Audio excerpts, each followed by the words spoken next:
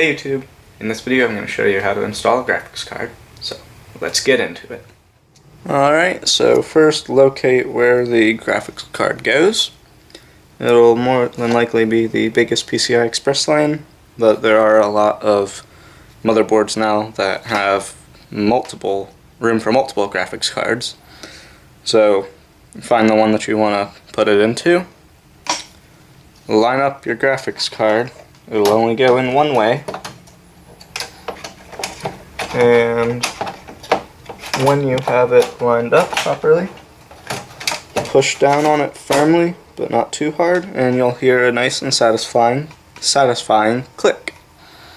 Now don't push down too hard, you can damage the card, you can damage the lane, and yeah, it's really simple.